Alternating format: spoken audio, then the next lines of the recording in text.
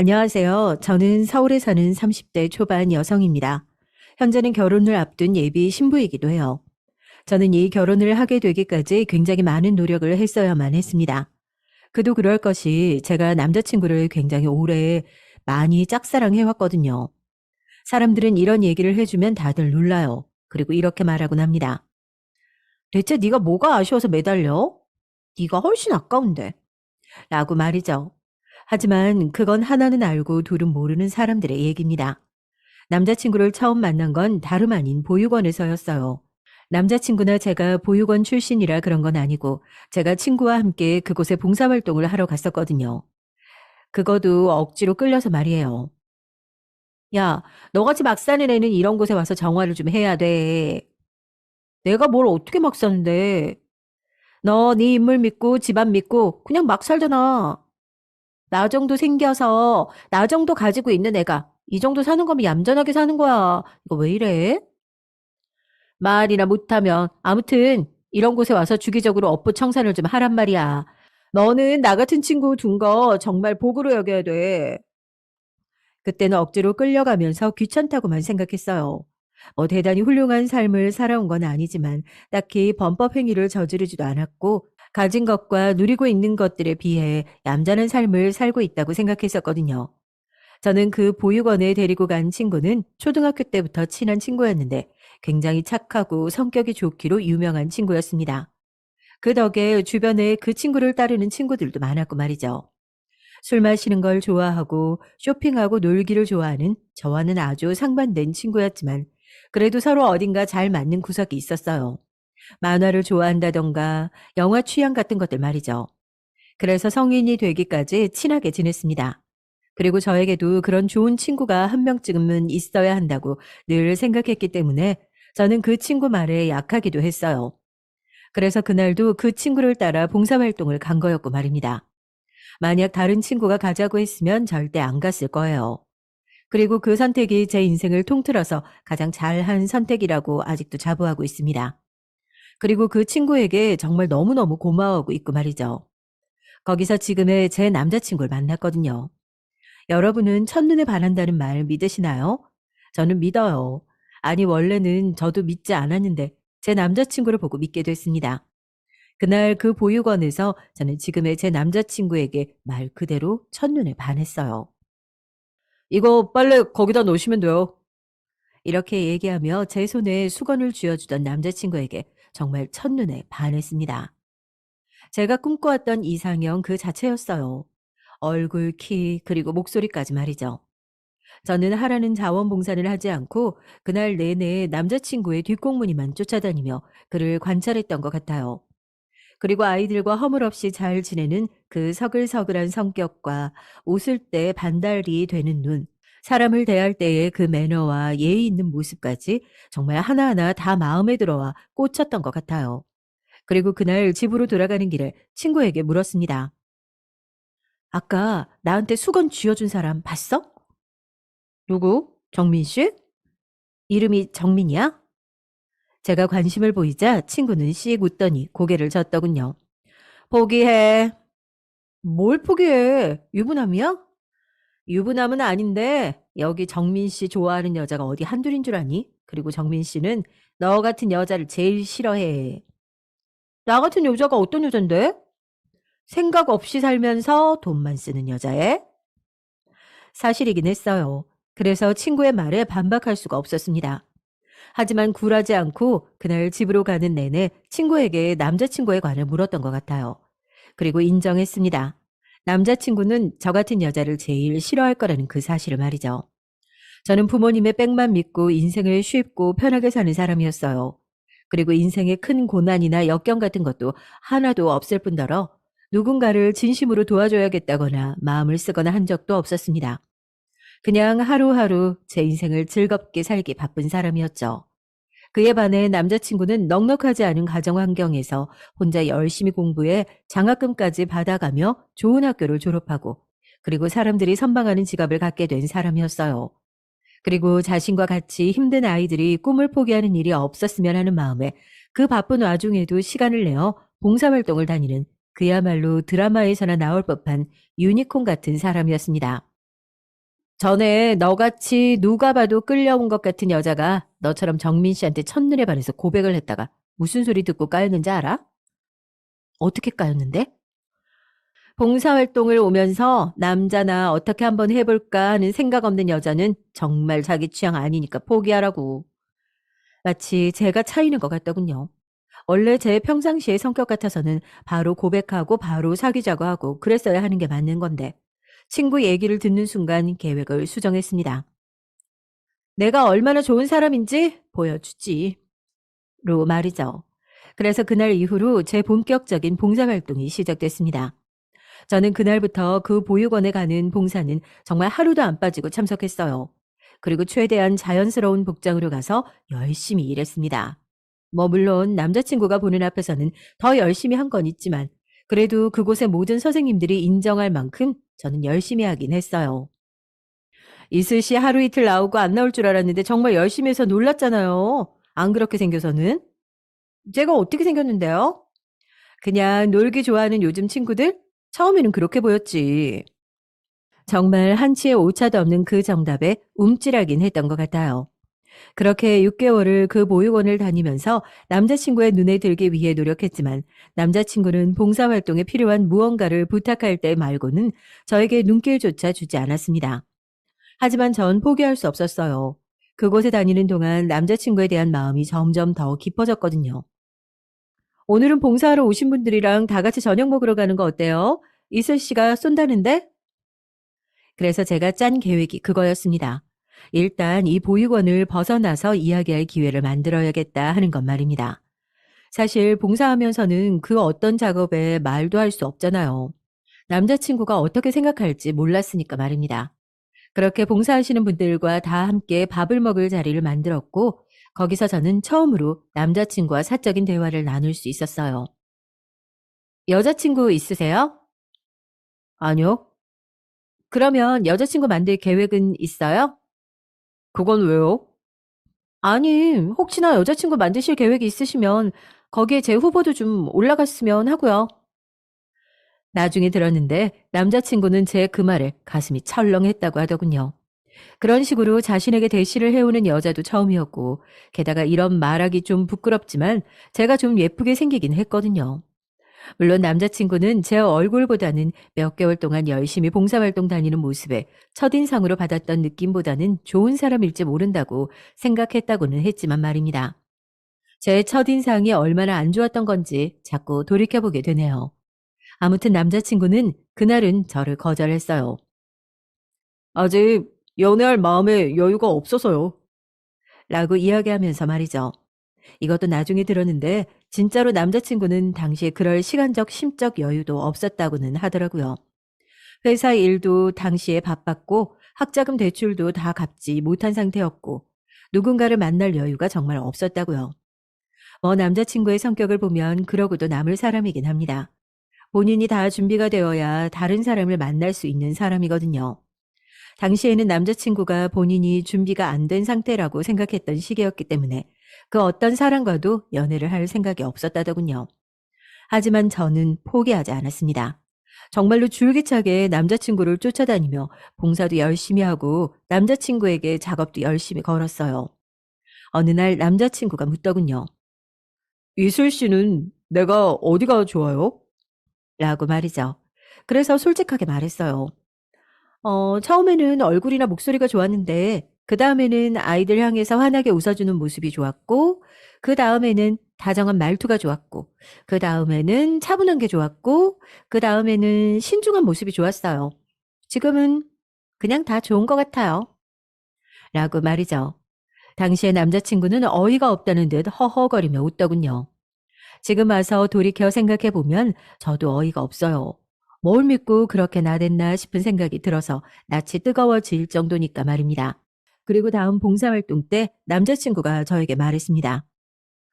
그러면 우리 밖에서 따로 딱 3번만 만나봐요. 라고 말이죠. 저는 그때 정말 세상을 다 가진 듯 기뻤던 것 같아요. 나중에 안 사실이지만 남자친구는 그때 제가 3번 안에 떨어져 나갈 거로 생각했다더군요. 앞서 얘기했지만 남자친구는 돈도 없고 연애 쪽으로는 경험이 없어서 그런 센스 같은 것도 전혀 없는 상태였거든요. 그런데 그에 비해 저는 딱 봐도 부잣집 딸내미 같은 모습에 연애 경험도 많아 보이니 자기를 봉사활동을 하는 곳이 아닌 다른 곳에서 보면 정이 떨어질 거로 생각했다고 말입니다. 하지만 그런 남자친구의 예상은 아주 보기 좋게 빗나갔어요. 밖에서 따로 보니까 어때? 더 좋던데? 완전 새로웠어. 나 그런 사람 처음이야. 너 그런데 정민 씨 같은 사람 함부로 그냥 연애만 할 생각으로 만나고 그러면 안 된다. 그런 사람들은 진지하단 말이야. 너도 진지하게 생각해야 돼. 내가 안 진지할 거였으면 이 긴 시간 동안 봉사활동을 왜 따라다녔겠냐? 친구는 제 마음과 진심을 의심했고, 뭐 그간의 저의 행동을 보면 당연히 그럴 만하다고 생각하긴 했습니다. 하지만 저는 굉장히 진심이었어요. 남자친구가 너무 좋았습니다. 세 번째 만나는 날 남자친구가 몹시 곤란해졌다는 듯 저를 보며 그러더군요. 사실 이 세 번을 다 채우기 전에 이슬 씨가 그만 보자고 할 줄 알았어요. 예상 못한 바는 아니에요. 그런데 이 세 번을 다 만나면서 오늘은 다른 걸 걱정했어요. 무슨 걱정이요? 이슬 씨가 그만 보자고 할까 봐요. 드디어 저한테 넘어온 겁니다. 10번째가 안 넘어가는 나무 없었어요. 저는 드디어 남자친구와 연애를 시작했습니다. 남자친구와 저와의 연애는 모두가 걱정하는 연애였어요. 그만큼 아주 달랐거든요. 부잣집 고명딸과 밑으로 동생이 둘이나 있는 가난한 집 장남. 그리고 옷 두세 벌을 돌려 입으며 아르바이트하고 그나마도 여유가 생기면 봉사활동을 하러 가는 남자와 밥 먹듯이 명품백을 갈아치우며 심심하면 해외여행을 다니는 여자의 만남이었으니까 말입니다. 하지만 모두의 걱정과는 달리 저희 두 사람은 아주 잘 만났어요. 서로 조금씩 양보를 한 덕이었습니다. 남자친구는 제가 데이트 비용을 내는 걸 처음에는 부담스러워했지만 시간이 지나면서 그 부분은 받아들였고 저도 하고 싶은 걸 다 하고 살 수만 없다는 것을 자연스럽게 체득했습니다. 그리고 이런 변화를 가장 먼저 가장 빠르게 알아챈 건 다름 아닌 저희 부모님이었어요. 요즘 쇼핑도 자주 안 가고 애가 너무 차분해졌단 말이지. 말도 예쁘게 하고. 너 연애하지? 역시 부모님은 자식에 대해서 모르는 게 없더라고요. 그렇게 저는 제 연애를 들켰습니다. 뭐 숨길 생각은 없지만 말이죠. 제가 남자를 만난다는 사실과 그 남자로 인해서 많은 것들이 바뀌었던 사실에 저희 부모님은 남자친구를 매우 궁금해했어요. 하지만 전 남자친구에게 그런 얘기를 할 수가 없었습니다. 혹시나 부담스러워 할까봐 걱정이 됐거든요. 그러던 어느 날이었습니다. 나 자기 아버지 만났어. 남자친구가 그러더군요. 제가 화들짝 놀라 물었습니다. 우리 아빠를? 어떻게? 어떻게 아셨는지 회사로 찾아오셨던데? 제가 그 말에 얼굴이 하얗게 질려 사과를 했습니다. 정말 미안해. 나한테 남자친구가 있다는 것도 알고 계셨고, 내가 좋게 변했으니까 소개 좀 시켜달라고 조르긴 하셨는데, 내가 오빠 부담스러워 할까 봐서 계속 안 된다고 했거든. 그랬더니 그걸 못 참고 가셨네. 오빠 너무 많이 놀랬겠다. 미안해. 너무 미안하고 부끄러워서 고개만 숙이고 있는 제 어깨를 남자친구가 가만히 잡았습니다. 그리고 웃는 목소리로 말했어요. 아니야. 아버지 엄청 좋으시던데. 나도 좋았어. 의외였습니다. 아빠는 단 한 번도 제 남자친구를 마음에 들어 했던 적이 없었거든요. 뭐 사람이 좋고 아니고를 떠나 그냥 제가 남자를 만나는 것 그 자체를 싫어하셨기 때문에 누구든 그냥 무조건 싫으신 분이었어요. 그런데 좋았다니요. 굉장히 의외의 말을 들은 겁니다. 저는 그날 바로 집으로 달려가 아빠에게 무슨 일이 있었는지 물었어요. 결혼을 할 거면 그런 애랑 해야 한다. 애가 아주 너무 진국이고 너는 그런 애를 어디서 찾았니? 사람 보는 눈 없어서 그렇게 걱정했더니 그건 아닌가 보구나. 아빠는 남자친구를 너무너무 마음에 들어 하셨어요. 그리고 만나고 오자마자 결혼 얘기를 꺼냈습니다. 저는 남자친구 집안에 관해 이야기를 하지 않을 수 없었어요. 그리고 돌아온 대답이 상당히 의외였습니다. 그런 집안에서 그렇게 자란 거면 더 마음에 든다. 자고로 남자는 그래야 돼. 남자친구의 모든 집안 사정을 들은 아빠는 더 마음에 들어 했어요. 물론 엄마는 비슷한 집안끼리 사돈을 맺어야 한다고 아쉬워하긴 하셨지만 그럴 때마다 아빠는 요즘 그런 집 애새끼 치고 괜찮은 놈이 없다며 엄마에게 당신도 만나봐야 한다고 재촉했습니다. 그리고 얼마 지나지 않아 저희 집 부모님과 남자친구와 저 이렇게 네 사람의 식사 자리가 마련됐어요. 엄마는 그곳에서 남자친구에게 한 500가지의 질문을 한 것 같아요. 저와 아빠가 그만하라고 했지만 엄마는 그만두지 않았고 남자친구는 웃으며 끝까지 엄마의 질문에 대한 대답을 다 했습니다. 엄마가 마지막으로 물었어요. 질문이 너무 많죠. 미안해요. 아니요. 귀하게 키운 딸이 밖에서 어떤 남자를 만나고 다니는지 어머님은 당연히 걱정되실 만합니다. 그리고 저는 최대한 그 걱정을 풀어드리는 게 당연한 거고요. 더 물어보실 게 있으시면 편하게 물어보세요. 저는 정말 괜찮습니다. 어떻게 됐냐고요? 당연히 엄마도 홀라당 넘어가서 그날 이후로 빨리 식장 예약부터 하자고 재촉하셨습니다. 남자친구는 그런 힘이 있는 사람이었어요. 사람들을 자기 사람으로 만드는 힘 말입니다. 그래서 제가 우스갯소리로 오빠는 정치를 해도 잘할 거라고 얘기를 한 적이 있었는데 자신은 너무 약자 편만 들어서 안 될 거라고 하더군요. 그리고 저는 남자친구의 집에도 인사를 갔어요. 그리고 모든 게 예상대로였습니다. 남자친구의 부모님도 너무 좋으신 분이셨어요. 남자친구의 아버지를 남자친구가 그대로 빼다 박았더라고요. 외모도 성격도 말입니다. 내가 번듯하게 뭘 하나 해야 그래도 당당하게 자식을 보낼 텐데 이렇게 차이가 나서 걱정이네 원. 제가 100번은 괜찮다고 말씀드렸는데 그래도 부모로서는 그게 아닌 것 같더라고요. 영 면이 서지 않는다고 말씀하셔서 제가 고민에 빠졌습니다. 그리고 그런 고민을 아버지와 나눴어요. 그리고 얼마 되지 않아 남자친구의 아버지, 그러니까 저희 예비 시아버지는 취직을 하셨습니다. 아주 다행히도 말이에요. 그리고 또 얼마 지나지 않아 상견례 자리가 마련됐어요. 세상 그보다 더 화기애애할 수 없는 분위기에서 상견례가 마무리됐습니다. 모두가 행복해하는 상견례장이었죠. 그렇게 상견례가 끝이 나고 결혼 날을 잡았어요. 요즘은 보통 1년도 더 전에 잡더라고요. 저희도 그랬습니다. 워낙 예식장 잡기가 힘들어서 말이죠. 결혼을 안 한다고 난린데 식장은 왜 이렇게 잡기가 힘든 건지. 그 사이에 저와 남자친구네 식구들 그리고 남자친구와 저희 집 식구들이 다 친해졌어요. 아버님 어머님 하면서 각자의 자식들이 없이도 서로를 왕래하는 사이가 됐죠. 그러던 어느 날이었습니다. 남자친구네 집에 밥을 먹으러 갔는데 남자친구의 어머니가 지나가는 말로 이런 말을 하시더라고요. 요즘은 정민이 아버지가 여간 힘든 게 아닌 것 같아. 네? 왜요? 다 늙어서 다시 돈 벌려니까 그런가 봐. 매번 퇴근할 때마다 사람이 다 죽어가는 얼굴이야. 일을 그만두셔도 될 텐데. 곧 죽어도 그렇게 하고 싶진 않나 봐. 자식들한테 조금이라도 부담이 되면 안 된다고. 남자친구의 아버지는 저와 남자친구의 집안 차이가 크게 나는 걸 부담스러워 하셨고, 저도 그 사실을 알고 있었거든요. 사실 그래서 원래 저희 집안의 재산의 반도 말씀 안 드리긴 했습니다. 안 그래도 부담스러워 하시는데 더 그러실까봐 말이죠. 그러면 제가 아버님 회사로 도시락 싸들고 응원이라도 갈까요? 그래서 그런지 저는 남자친구의 아버지에게 더 잘 보이고 싶었던 것 같아요. 저를 부담스러워 하시는 걸 아니까 더욱더 편한 사이가 되고 싶었습니다. 앞서 제가 남자친구와 어떻게 사귀게 됐는지 들으셨으면 아시겠지만 제가 굉장히 집요하고 포기를 모르는 부분이 있잖아요. 그게 또 여기서 발동을 하게 된 거죠. 자기가 도시락을 싸간다고? 어, 인터넷으로 엄청나게 찾아봤어. 내가 한번 싸볼 거야. 누군가를 위해 처음 싸보는 도시락이었습니다. 정말 성심성의껏 쌌어요. 뭐 비록 굉장히 서툴렀지만 저 나름대로는 굉장히 노력한 결과물이었습니다.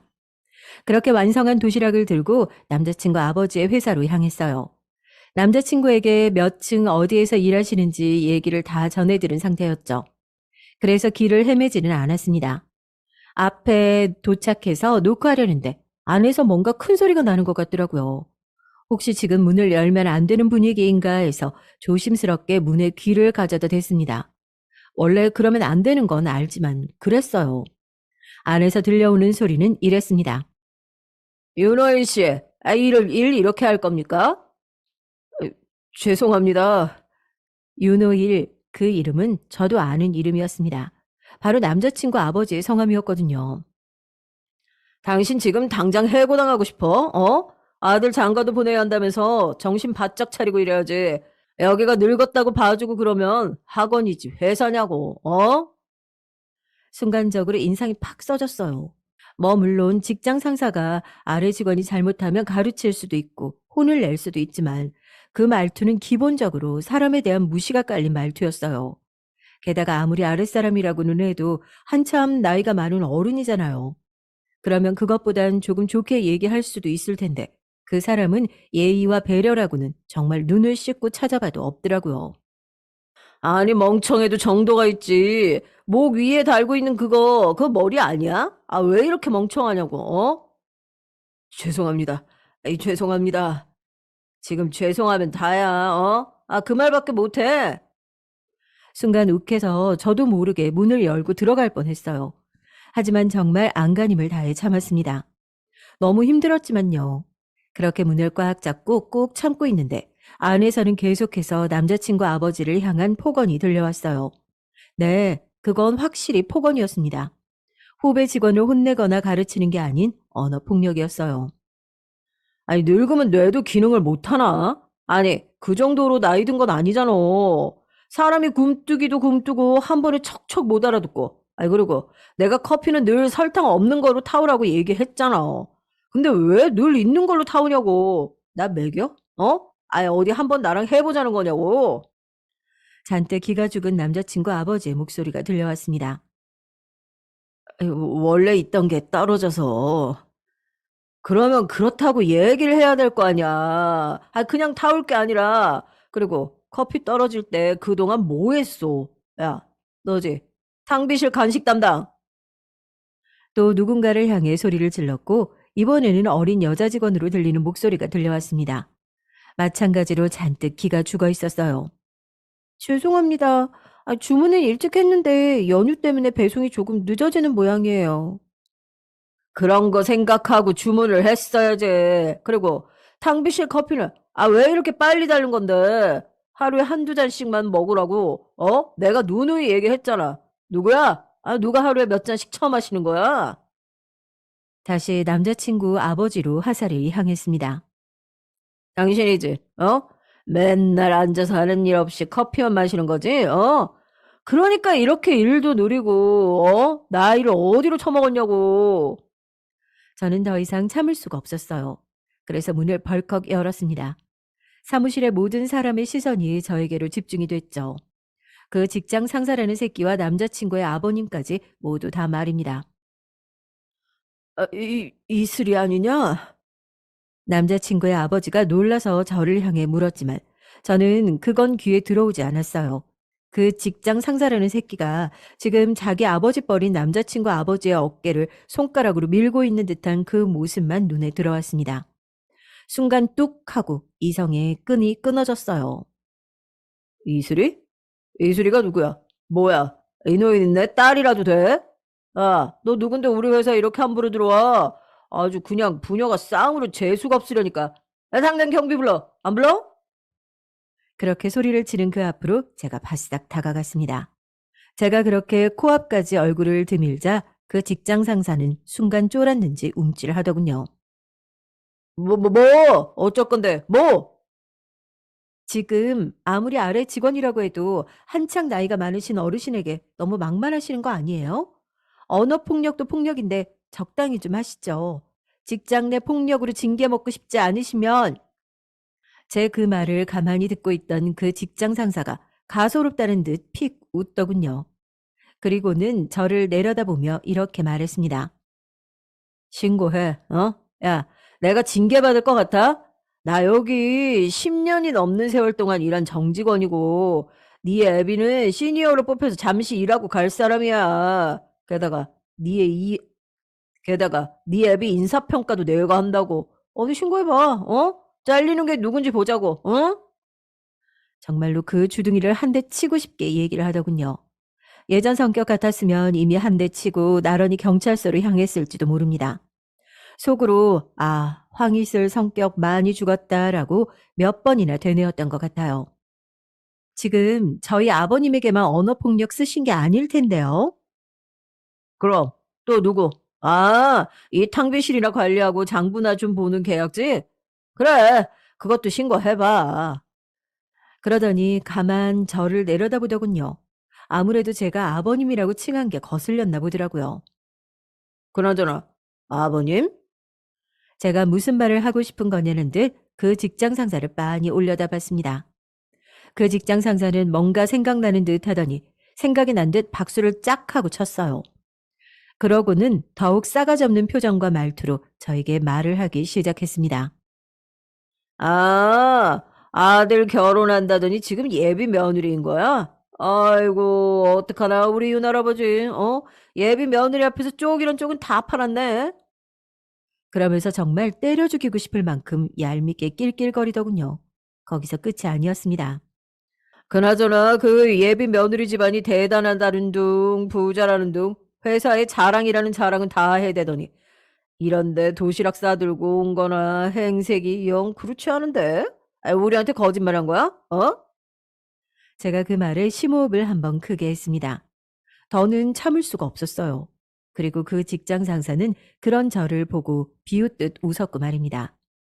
제가 휴대폰을 꺼내 어디론가 전화를 걸었죠. 그리고는 말했습니다. 오 이사님, 저 이슬이에요. 네, 여기 4층 저희 시아버지 계시는 사무실에 제가 지금 와 있는데, 네, 지금 좀 여기로 와 보셔야 할 것 같은데요. 네, 지금요. 제가 전화를 끊고 숨을 몰아쉬었죠. 그래도 시아버지가 되실 분이 있는 자리인데 험한 말을 하고 싶진 않았거든요. 아시겠지만 저는 여기 도시락을 싸서 들고 예비 시아버지에게 잘 보이겠다고 온 예비 며느리잖아요. 어, 어디를 전화한 건데? 뭐, 네가 뭘 한 건데? 그 아버님의 직장 상사는 제 전화 통화 내용에 누가 봐도 당황했고 겁을 먹었지만 전혀 그런 티를 내지 않으려는 듯 말을 걸어왔습니다. 누가 봐도 지금 굉장히 당황한 게 느껴지는데 말입니다. 여기 회사 오명철 이사님, 그분한테 전화했다. 왜? 제가 왜 하면서 소리를 버럭 지르자 사무실 모두가 화들짝 놀랐어요. 그러고는 수근거리는 소리가 들려왔습니다.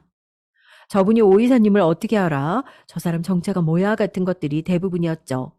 그리고 그 의문은 그 직장 상사라는 놈의 머릿속에도 가득할 거였고 말입니다. 아니나 다를까 떨리는 음성으로 물어오더군요. 네가 우리 회사 오 이사님을 어떻게 아는데? 어떻게 아는지는 오 이사님 오면 듣게 될 테니까 그 주둥아리 가만히 닥치고 있어. 그 놈은 뭐라 더 얘기하고 싶어 하는 듯 보였지만 선뜻 나서지는 못했어요. 아마 이 상황이 심히 당황스럽고 그리고 본인도 슬슬 겁이 나는 모양이었습니다.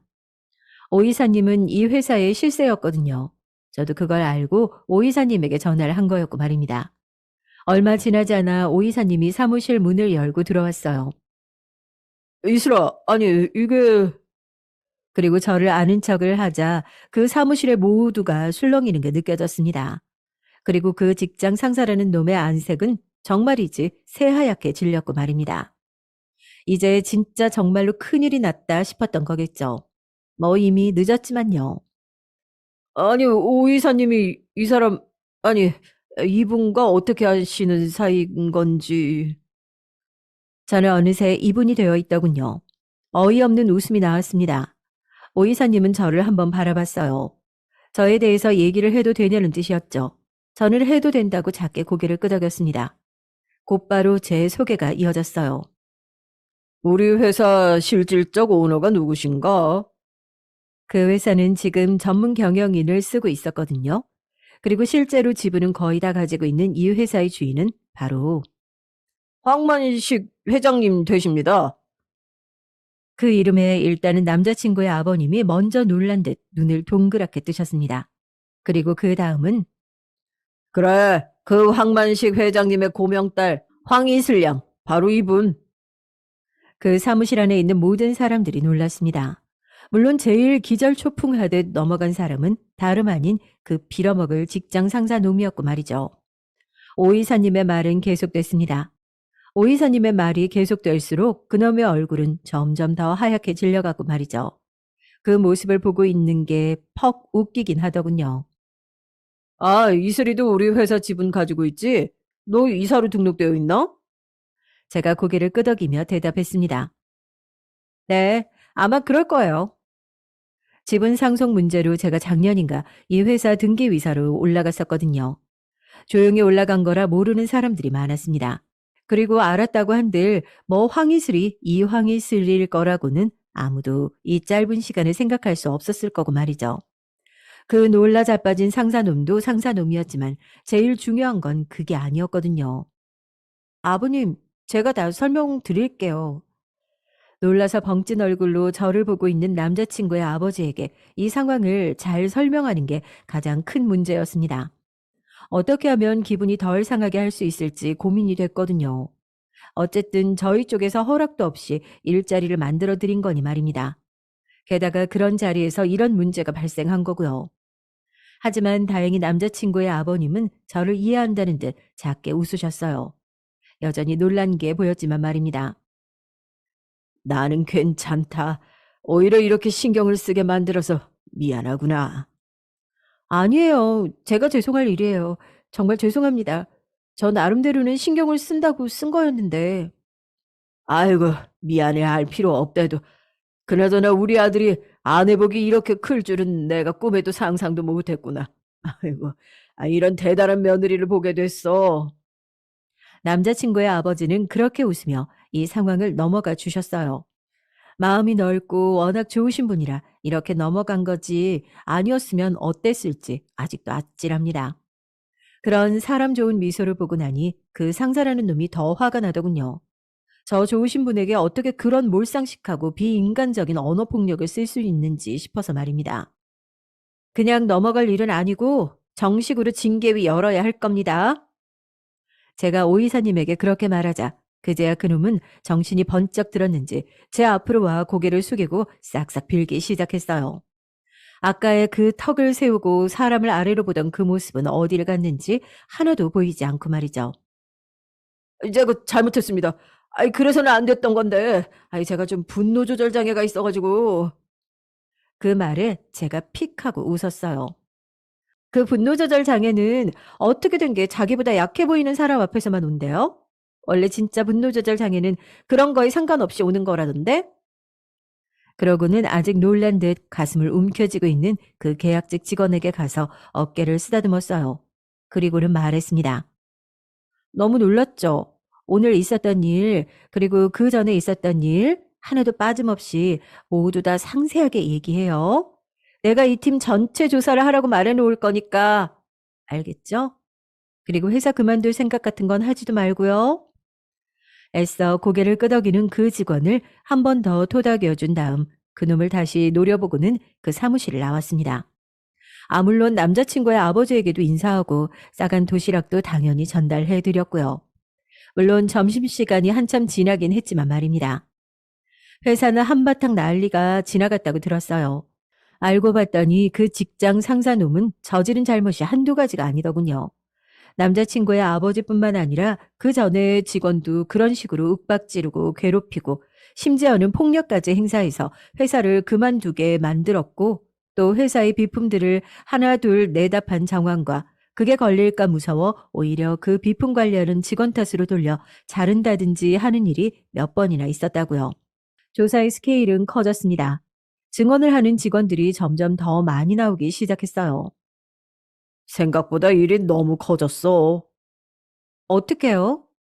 그놈이 횡령까지 하고 있었더라고. 일이 더 커지기 전에 걸려서 다행이긴 한데 이게 조사해야 할 게 한두 가지가 아니네. 뒤가 구린 놈이라 제가 그렇게 찝찝했던 거였더라고요. 정말 마음에 안 들고 인상도 좋지 않았는데 말입니다. 어쨌든 그 일은 회사에서 알아서 다 잘 할 거라고 생각하고 신경을 끄기로 했어요. 하지만 도와주지 않았죠. 그 직장 상사놈이 저에게 앙심을 품고 집 앞으로 찾아와 저를 위협한 겁니다. 그 과정에서 남자친구가 그놈한테 맞아서 쓰러졌어요. 넘어지면서 머리를 부딪혔는데 다행히 크게 다치진 않았습니다. 저는 그 놈을 용서할 수가 없었어요. 할 수 있는 한 최대한 다 죄를 물어주세요. 아빠에게 부탁을 해 쓸 수 있는 가장 큰 비싼 변호사를 쓰고 할 수 있는 모든 방법을 동원했습니다. 기필코 그놈의 인생을 나락으로 보내놓고야 말겠다고 다짐을 하면서 말이죠.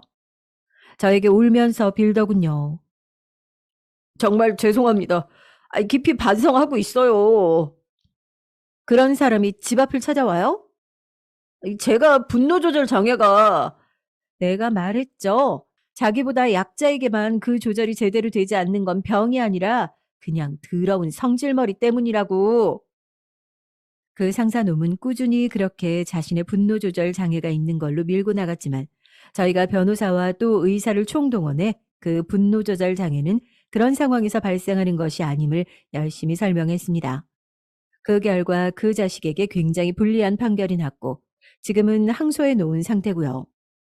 그렇게 그 사건은 일단락이 됐습니다.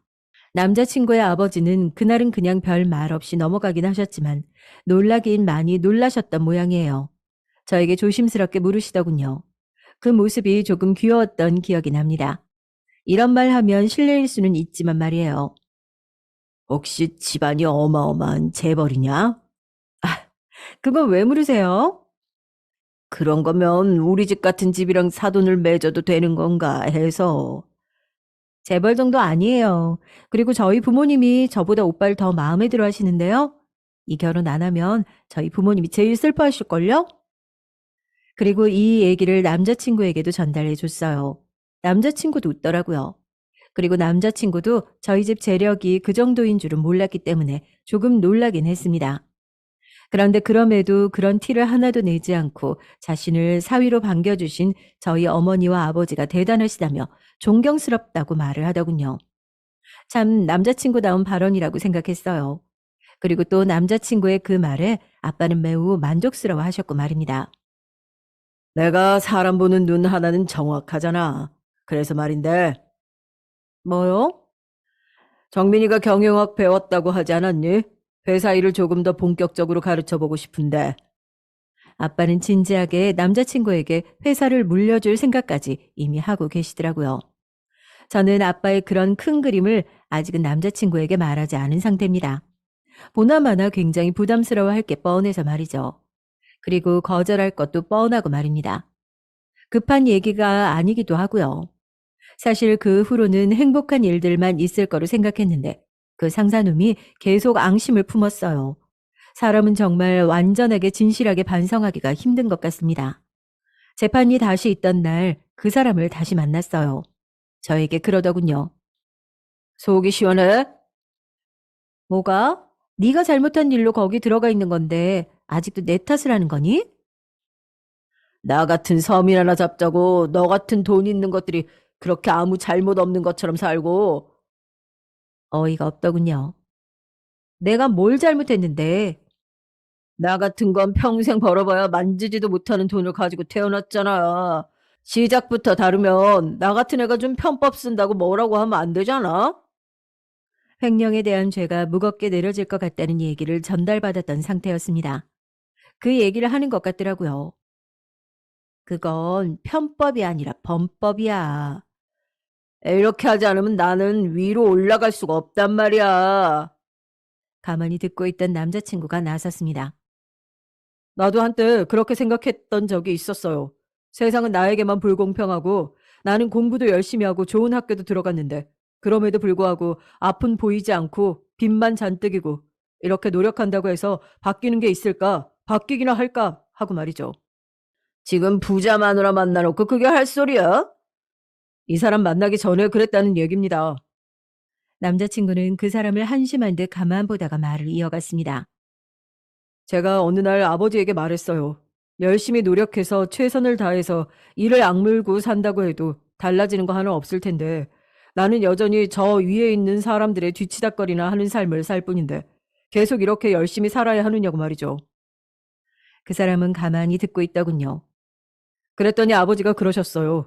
내 인생을 저 위의 사람들과 비교하면서 저 사람들을 위해 산다고 생각하지 말고 작은 거라도 나를 위해 산다고 내가 뭔가 바꿀 수 있다고 생각하면서 살라고 말이죠. 저 사람들의 뒤치다꺼리를 하기 위해 내가 고용된 게 아니고 내가 정당하게 일을 하고 벌어서 그 노동의 가치로 누군가에게 조금이라도 좋은 영향을 줄 수 있는 사람이 된다면 그 자체만으로 나는 세상에 난 충분한 이유가 있다고요. 그때부터 저는 울었던 것 같아요. 그래서 그 얘기를 들은 그 다음 날부터 봉사활동을 다녔습니다. 나보다 힘든 친구들, 꿈도 미래도 없는 친구들에게 좋은 영향을 주기 위해서 내가 누군가에게 그런 존재가 될 수 있다면 얼마나 기쁠까 생각하면서 말이죠. 그러다 그곳에서 이 사람을 만났고요. 저는 계속 울고 있었어요. 그 사람은 고개를 숙였습니다. 사람이라면 남자친구의 말을 듣고는 조금이라도 느끼는 바가 있었을 거라고 저는 그렇게 생각하고 있어요. 좋은 마음으로 좋은 일을 하니까 이렇게 좋은 사람도 만나게 되었네요. 저는 운이라고 생각하지 않습니다. 다 좋은 일을 행한 게 돌아오는 거로 생각하죠. 저는 제가 한 일에 대한 좋은 대가를 받는 것뿐이고요. 그쪽은 그쪽이 저지른 잘못에 대한 대가를 받는 것뿐입니다. 그러니까 억울해할 것도 분해할 필요도 없어요. 복을 받고 싶거든 현재에 불평하며 죄를 저지를 생각을 하지 말고 좋은 사람이 되려는 노력부터 하세요. 내가 봤을 땐 그게 더 확실한 길이니까. 남자친구의 그 마지막 말은 아직도 제 가슴에 박혀 있어요. 저는 남자친구를 만나서 사람이 바뀌었습니다. 친구들은 종교가 생겼냐, 아니면 어디서 수련을 받았냐, 뭐 그런 농담 아닌 농담들을 하곤 하는데, 더 좋은 사람이 옆에서 좋은 일을 하면 그게 바로 옆에 있는 사람에게 얼마나 긍정적인 효과를 미치는지 남자친구와 그의 가족들을 보며 제가 많이 깨닫고 느끼고 있는 것 같아요. 그런 의미에서 저는 사람 복이 굉장히 많은 사람인 것 같고 말입니다. 결혼하고 아이를 낳고 하는 모든 일들은 사람과 사람이 만나서 좋은 가정을 일구는 게 해피엔딩이잖아요. 저는 그 해피엔딩에 가장 근접해 있는 사람인 것 같습니다. 이 사람이라면 꼭 그렇게 할 수 있을 것 같거든요. 엊그제 집을 보러 갔어요. 사실 저희 부모님은 욕심이 조금 많이 있으신 편이긴 하셔서 남자친구와 저에게 가장 좋고 편안한 집을 사주고 싶어 하셨어요. 사실 저는 부모님의 그 마음을 너무 잘 알기도 하고 제가 살아온 환경도 환경인지라 그랬으면 좋겠기는 한데 남자친구가 조금 부담스러워하는 것 같기도 하더라고요. 완전하게 내 형편에 맞추라고는 못해도 우리 처음부터 그렇게 시작하지는 않았으면 좋겠어. 라고 말해서 최근에는 고민 중이긴 합니다. 뭐 저도 많이 변했다고는 하지만 본질이 쉽게 변하기는 힘든 법이니까요. 아직도 제 옷방에는 수많은 명품 옷과 명품 가방들이 가득하고 지금도 쇼핑은 제 즐거움 중에 하나인 건 변하지 않았어요. 하지만 매주 주말마다 꼭 하는 일이 있습니다. 그건 바로 남자친구와 제가 처음 만났던 그 보육원에 봉사활동을 가는 일이에요. 그곳의 선생님들은 저희 둘이 사귀고 결혼까지 하게 됐다는 사실은 아직도 놀라워하십니다. 저도 놀라운데요. 정민 씨랑 이슬 씨랑 선남선녀긴 해도 정말 결이 다른 사람처럼 보였는데 사람들은 반대가 끌린다잖아요. 사실 저도 걱정이 아예 안 된 건 아니에요. 어쨌든 사람은 기질이라는 게 있고 저는 그건 쉽게 바뀌는 게 아니라고 생각하거든요. 그래서 나중에 언젠가 이런 문제로 그때는 남편이 되어 있을 남자친구와 트러블이 있으면 어떡하나 사서 걱정을 하곤 합니다. 너무나 먼 미래의 얘기긴 하지만요. 당연히 혼수나 예단은 하지 않았습니다. 초계금도 받지 않을 예정이고요. 처음에는 받아서 기부를 할까도 생각해 봤는데 그냥 오시는 분들이 부담 없이 축하해 주시고 저희가 나중에 따로 기부를 하는 게 낫다고 결론을 내렸어요. 어쩌다 보니 저희가 결혼을 어떻게 하고 축의를 어떻게 하고 이런 것까지 얘기했네요. 주절거리다 보니 너무 재밌어서 여기까지 이야기하게 된 것 같습니다. 오늘 제 얘기 어떠셨나요? 많은 분들의 마음에 남는 이야기가 됐으면 좋겠는데 그랬을지 모르겠네요. 저는 나름대로 그렇게 쓰려고 노력했는데 말입니다. 긴 얘기 들어주셔서 감사합니다. 내내 했던 얘기처럼 사람의 마음은 마음먹기에 따라 다르니까 늘 좋은 사람이 되려는 노력부터 하면 그 대가도 따라오는 것 같아요. 그게 크든 작든 또 어떤 식으로든 말입니다. 저와 남자친구가 그랬던 것처럼 말이죠. 물론 나는 그렇게 살았는데 안 돌아온다고 하시는 분들도 계실 거고 쉽게 가고 싶으신 분도 계시겠지만 그래도 마음의 여유가 조금이라도 있으시다면 조금만이라도 좋은 사람이 되어보려고 한 번은 노력해보는 것도 좋지 않을까요? 지금 제가 그러고 있는 것처럼 말입니다. 힘들지만 노력하니까 안 되는 건 없더라고요. 물론 아직도 노력하고 있지만요. 이제는 정말로 그만 줄여야 할 것 같습니다. 오늘 한복을 맞추러 가기로 한 날이라서요. 날씨가 들쑥날쑥하네요. 이럴 때일수록 더 건강에 유의하셔야 하시는 거 아시죠? 늘 건강하세요. 감사합니다. 안녕하세요. 저는 30대 중반의 8개월 아기를 둔 아기 엄마입니다. 현재 시어머님을 남편과 모시고 살고 있는데요. 결혼할 때부터 시어머님과 고부간의 갈등으로 스트레스를 많이 받았는데 아기를 낳고 나니 더욱 갈등이 심해지더라고요. 지금은 남편 덕분에 갈등이 덜해지긴 했지만 앞으로 시어머님과 어떻게 지내는 게 좋을지 다른 분들의 의견을 듣고 싶어 제 사연을 보내봅니다.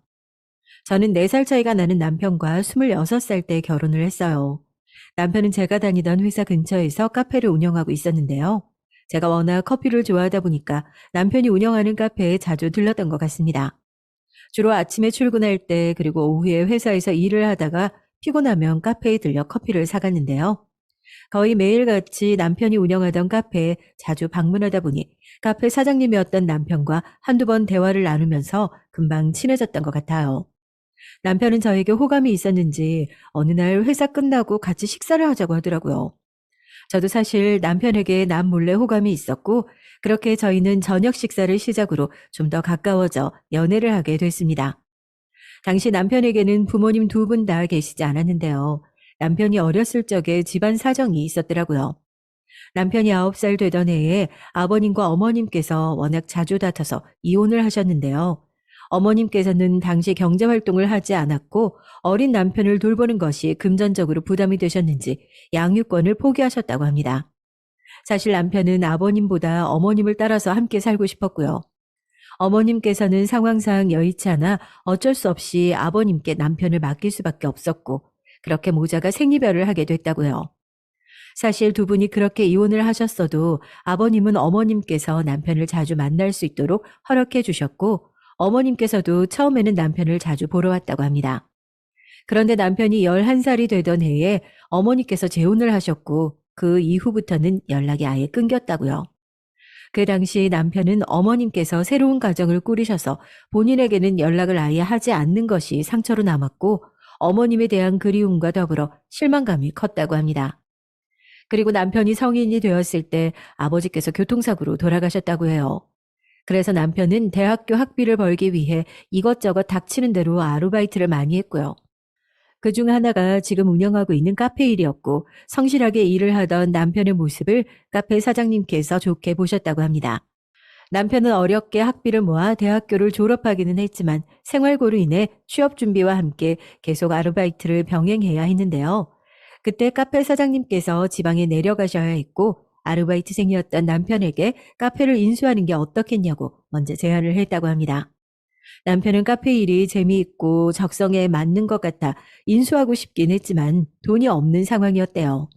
남편을 오랫동안 지켜봤던 카페 사장님께서 인수금을 전혀 받지 않고 가게를 인수하는 조건으로 넘겨줬다고 합니다. 남편은 그 이후 카페 사장님이 됐고 저를 만나게 된 거예요. 저는 남편이 어렸을 때 어머님과 헤어져 살았기 때문에 안쓰러웠고 그런 남편을 더욱 잘 챙겨주었던 것 같습니다. 그렇게 남편과 반년 정도 연애를 하고서 결혼식을 올리기로 약속을 했어요. 남편은 부모님이 모두 안 계신 상황이라 결혼식 준비가 더욱 수월했던 것 같습니다. 집은 이미 남편이 아버님과 함께 살았던 집이 있었기 때문에 그곳에서 신혼을 시작하기로 했고요. 살림살이도 기존에 있었던 걸로 그대로 쓰기로 했습니다. 저희 부모님께서도 성실하고 싹싹한 남편이 첫눈에 마음에 드셨는지 흔쾌히 결혼에 동의를 해주셨어요. 그렇게 저와 남편은 아무 문제 없이 차근차근 결혼식 준비를 하고 있었습니다. 어느 날 갑자기 남편 카페에 어떤 나이 드신 아주머니께서 찾아와 커피를 주문하시더라고요. 그날은 주말이라 저도 남편 일을 도와줄 겸 카페에 있었는데요. 그런데 그 아주머니께서 남편을 뚫어져라 쳐다보시는 거예요. 남편이 커피를 내리고 아주머니에게 전달해 드리려는데 아주머니께서 불쑥 남편의 손을 잡으며 이야기를 하셨습니다. 기철이 맞니? 참 듬직하게 잘 컸구나. 저는 아주머니께서 남편의 이름을 어떻게 알고 부르셨는지 의아했어요. 남편도 모르는 아주머니께서 손을 잡으니 당황스러워 하더라고요. 아주머님, 죄송하지만 저를 아세요? 저는 처음 뵙는 분 같은데.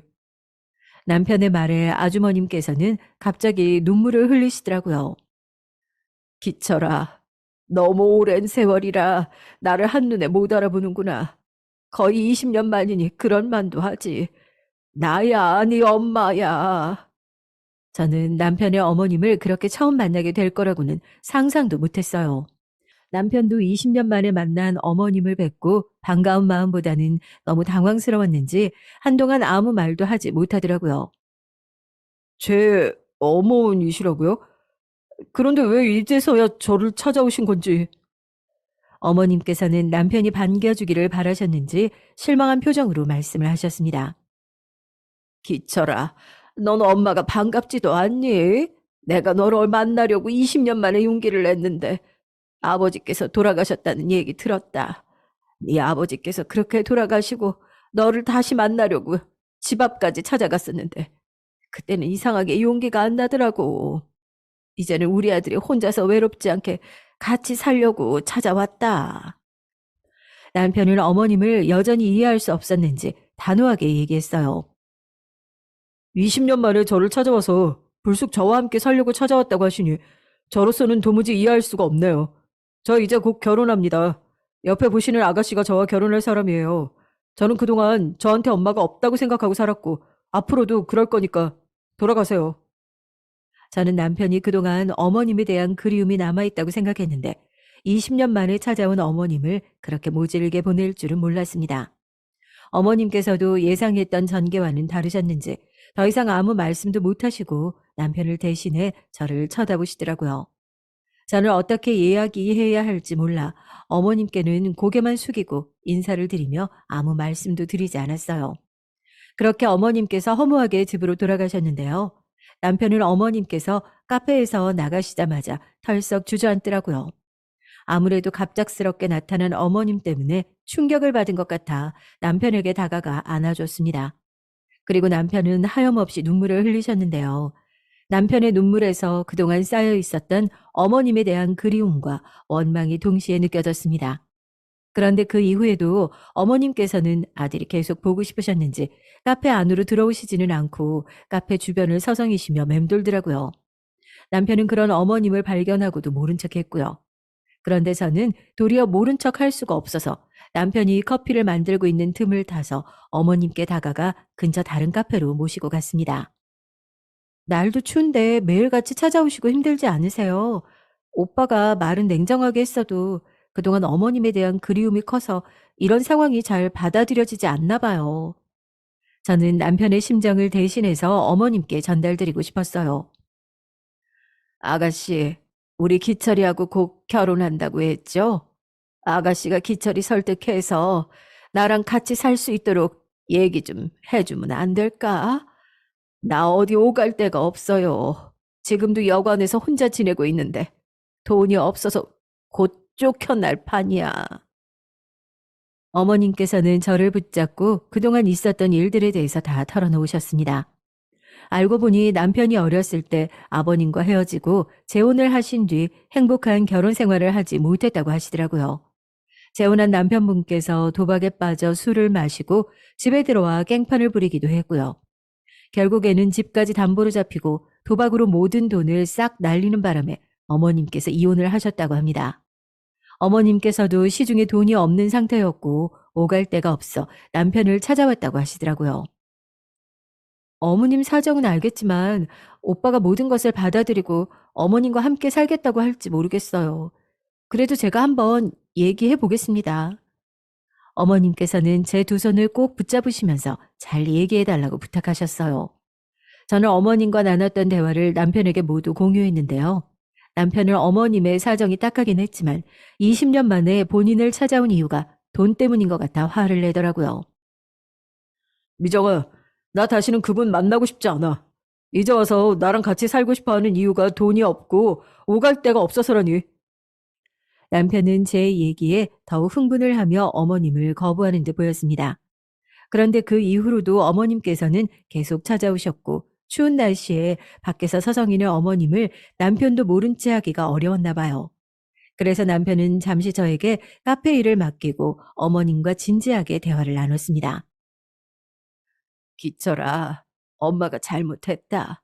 사실은 네가 너무 보고 싶어서 재혼하고 나서도 몇 번 집을 찾아갔는지 몰라. 그런데 너희 아빠가 내가 재혼하고 나니까 너를 만나지 말라고 하더구나. 그래서 어쩔 수 없이 너를 만나지 못했던 거야. 아니, 지금 내가 돈이 없긴 하지만 이제서라도 우리 아들 되찾고 싶은 마음에 염치불고하고 너한테 왔다. 남편은 그동안 어머님께서 재혼하시고 새 가정을 꾸려 본인을 버렸다고 생각했는데요. 그런 속 사정이 있는 줄은 꿈에도 몰랐던 것 같더라고요. 그리고 그동안 어머님에 대해 쌓였던 감정이 폭발했는지 울면서 어머님을 꼭 껴안았습니다. 그리고 저희는 고민 끝에 신혼생활을 어머님과 함께 시작하기로 했어요. 사실 저는 갑작스럽게 시어머님이 생기게 되어 당황스럽기도 하고 시어머님을 모시고 살아야 한다는 것에 대한 부담감도 있었는데요. 20년 동안 남편이 어머님과 떨어져 지냈는데 앞으로도 떨어져 지내야 한다는 게 마음이 걸리더라고요. 그리고 어머님께서도 오갈 데가 없기도 했고요. 그런데 그때부터 저희 시집살이가 본격적으로 시작된 것 같습니다. 결혼식을 올리기 전까지 시어머님께서는 제가 오빠와 함께 살게 해준 1등 공신이라며 다정다감하게 잘 대해주셨는데요. 결혼식을 올리고 신혼여행을 다녀와서 집에 도착했을 때였습니다. 시어머니께서는 저한테 집에 왔으니 방에 가서 한복을 갈아입고 오라고 하시더라고요. 한복은 웨딩 촬영을 하기 위해 샀던 거라 평상시에 입을 생각이 전혀 없었는데요. 제가 한복을 바로 입으러 가지 않고 주춤하자 시어머니께서는 한 소리 하셨습니다.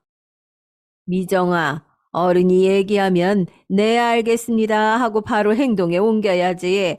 방에 가서 한복으로 갈아입고 저녁 시간대 다 되었으니까 이제 어서 저녁 식사 준비하거라. 저는 집에 가는 길에 남편과 저녁 식사는 외식을 하자고 얘기를 나누던 터라 시어머님께도 얘기를 했어요. 어머님, 집에서 저녁 만들어 먹기보다는 밖에 나가서 맛있는 거 사 먹는 게 어때요? 사실 오빠도 저도 10시간 넘게 비행기 타고 왔더니 너무 힘들고 피곤해서요. 오늘만 외식하는 게 어떨까 싶은데. 어머님께서는 제가 하는 얘기에 기분이 나쁘셨는지 인상을 잔뜩 찌푸리시고는 화를 내셨습니다. 미정아, 결혼 첫날부터 시어머님이 저녁 식사 준비하라고 좋게 얘기를 했는데 토를 달면서 밖에 나가서 외식을 하자고 하니 당황스럽구나. 내가 엄연히 시험인데 무시하는 것도 아니고 어서 방에 가서 한복 입고 나오지 못해. 저는 도리어 시어머님께서 그렇게까지 화를 내시니 민망하기도 하고 당황스럽더라고요. 그때 남편은 저와 시어머님 사이에서 어쩔 줄을 몰라 멍하니 서 있었는데요. 남편도 시어머님과 20년 만에 함께 지내다 보니 시어머니에 대해 새롭게 알아가는 중이었고 섣불리 누구 편을 들어주는 게 애매했던 것 같습니다. 저는 그런 상황을 눈치채고 시어머님께서 더 화를 내시기 전에 얼른 한복을 입고 나왔는데요. 사실 요리를 잘 하지 못하는 편이라 냉장고에 있는 재료로 간단하게 김치찌개와 계란 프라이를 만들었던 것 같아요. 그런데 시어머니께서는 저녁 요리가 마음에 안 드셨는지 식탁에 앉자마자 한숨을 크게 내쉬며 저를 바라보시더라고요. 미정아, 결혼하기 전에 사돈께 신부 수업도 안 받은 거니? 꼴랑 김치찌개하고 계란 프라이만 밥상에 차려놓고 뭘 먹으라는 건지. 10첩까지는 바라지도 않았지만 적어도 5첩 반상 이상은 돼야지. 아이고, 내일 아침은 된장찌개하고 생선구이에다가 반찬 몇 가지 더 만들어서 올려놓도록 해라. 기철이는 당장 내일부터 가게 문 열어야 되는데 아침 든든하게 먹고 가야지. 저는 망치로 머리를 한 대 맞은 듯한 기분이 들었어요. 분명 시어머님께서는 결혼하기 전에 저에게 한 집에 살면 엄마하고 딸처럼 지내자며 다른 시어머니들처럼 시집살이 시키는 거 본인은 상상도 못 하신다고 말씀하셨는데요. 시어머니께서 말씀하시는 시집살이에 대한 기준이 저랑은 달랐나 봅니다. 그런데 그 순간 남편이 나서서 저 대신 시어머니께 이야기를 해주더라고요. 엄마, 저 카페 출근할 때는 새벽에 일찍 나가야 돼서 아침 잘 안 먹어요. 그러니까 미정이한테 굳이 아침 식사 만들려고 안 하셔도 돼요. 저는 남편이 저 대신 그렇게 얘기를 해주니 너무 고마웠습니다. 기철아, 이제 엄마가 너랑 같이 살게 됐으니까 아침 챙겨주라고 그러는 거야. 그동안 아침 식사도 못하고 출근했었다니 엄마 마음이 너무 미어지는구나. 그래도 아침 식사는 해야지 일할 힘이 생기지. 잔말 말고 내가 아침부터 네 안사람이랑 아침 식사 준비하면 다 같이 먹도록 하자. 남편이 평상시에 아침 식사는 안 한다고 말했는데도 시어머님께서 물러서지 않고 끝까지 저한테 아침 식사를 준비하라고 하시더라고요. 남편도 더 이상은 시어머님 말씀에 어떻게 반응해야 할지 몰라 주저하는 듯 보였습니다.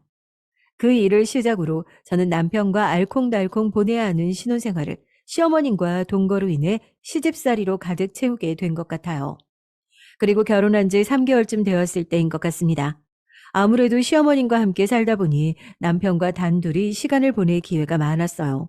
어느 날은 남편이 시어머님과 함께 저녁을 먹고 저희 방에서 단둘이 있는데 시어머님 주무시면 야간 영화를 보러 가자고 하더라고요. 저도 오랜만에 남편과 데이트를 하고 싶어 알겠다고 했습니다. 그리고 시어머님이 주무시는 듯 싶어 둘이서 밖을 나가려고 하는 순간 시어머님께서 방문을 열고 밤 늦은 시간에 어디를 가냐며 물어보시더라고요. 지금 이 시간이 몇 시인데 둘이서 꼭 붙어서는 어디를 가는 거니? 저희는 어머님의 물음에 당혹스러웠고 남편은 놀란 나머지 거짓말도 못한 채 사실대로 야간 영화를 보러 간다고 얘기를 했습니다. 시어머니께서는 무언가 섭섭하셨는지 저를 째려보면서 얘기하시더라고요. 미정아, 네가 기철이한테 이 늦은 시간에 야간 영화 보러 가자고 했니? 너는 내일 주말이라 쉬더라도 기철이는 출근해야 하는데 생각이 있는 거니 없는 거니? 저는 시어머님께서 단단히 오해하신 듯하여 무언가 말하려고 하는데 시어머님께서는 제가 입도 뻥끗 못하게 계속 쏘아붙이셨습니다. 미정이 너는 시어머니 알기를 얼마나 우습게 알았으면 여우같이 시어머니 자고 있을 때 기철이를 꼬드겨서 밖으로 나가자고 하는 거야. 당장 들어오지 못해? 내가 그동안 너 하는 행동 보니까 기철이 앞에다 세워두고 은근히 시어머니 무시하는데 내가 그거 모를 것 같았니? 시어머님께서는 저에게 잔뜩 오해를 하셔서 저를 쥐잡듯이 잡으시는 것 같았습니다. 어머님, 무슨 말씀이 그러세요? 여우라니요. 저 오빠 꼬드긴 적도 없고 오빠가 저한테 먼저 어머님 주무시면 영화 보러 가자고 한 거예요. 그리고 제가 언제 어머님을 무시했다고 그러세요? 이번에는 시어머님께서 제가 말대꾸를 했다며 길길이 날뛰시며 화를 내셨습니다. 기철아, 제 하는 꼴 좀 봐라. 아이고, 어디서 어른 앞에서 눈을 동그랗게 뜨고 말대꾸야. 미정이 네 부모님께서 그렇게 가르치셨니? 저는 저희 부모님까지 거론하며 화를 내시는 시어머님께 정말 화가 났는데요. 제가 한마디 더 하려는 순간 가만히 지켜보고 있던 남편이 나섰습니다. 엄마, 그만하세요. 미정이 말대로 제가 엄마 주무시면 나가자고 한 거니까 화내시려면 저한테 내세요. 시어머님은 남편의 말이 사실이든 거짓이든 자기 편이 아닌 제 편을 들어준 것이 기분이 나쁘셨는지 여전히 저를 째려보면서 마지못해 알았다며 방으로 들어가셨습니다. 그런데 그 일이 있고 저는 시어머님께 미운 털이 단단히 박혀서 그전보다 더 많은 갈등이 생기더라고요. 한 번은 시어머님께서 동네에 비슷한 연배의 어머님들과 친해지셔서 저희 집에 초대를 하신 모양이더라고요.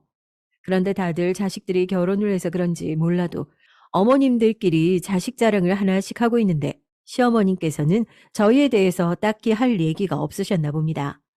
그리고 그날 저녁 남편과 다 같이 식사를 하고 있는데 한 말씀 하시더라고요. 내가 오늘 어떤 일이 있었는 줄 아니? 동네 아줌마들이랑 다 같이 모여서 자식들 자랑을 하나씩 하는데 아들 며느리가 명품 가방을 사줬다고 하는 엄마도 있고 해외여행 잘 다녀오라고 비행기 티켓을 끊어줬다는 엄마도 있고 참 다양하더구나. 그런데 나는 항상 집에만 처박혀 있고 너네한테 받은 게 하나도 없어서 할 말이 없었어. 저는 시어머님께서 다른 아들 며느리와 저희를 비교하시는 것 같아 기분이 나빴는데요. 시어머님 입장에서는 다른 분들 얘기를 들으면서 저희와 비교가 되니 섭섭함을 느끼셨을 수도 있겠다는 생각이 들더라고요. 어머님, 저희가 아직 금전적으로 넉넉하지 못해서요. 아시겠지만 지금 살고 있는 집이 20평이 안 되다 보니 세 식구가 살기에 짐도 많고 그래서 좀 더 넓은 집으로 가려고 오빠랑 저랑 열심히 돈 모으면서 노력 중이에요.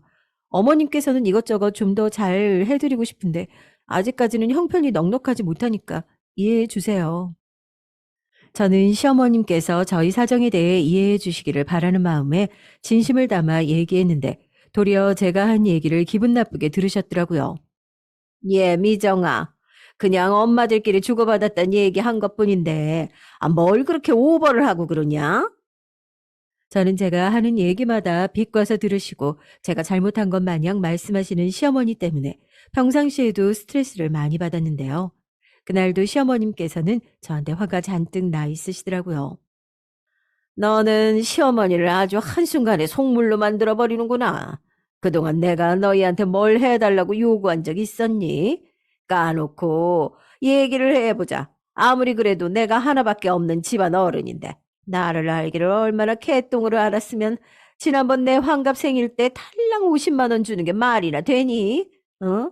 다들 효도 여행은 기본으로 다녀오는데 나는 효도 여행은 고사하고 용돈도 그 정도밖에 못 받는데 밖에 나가서 창피해서 얘기도 못 꺼낸다.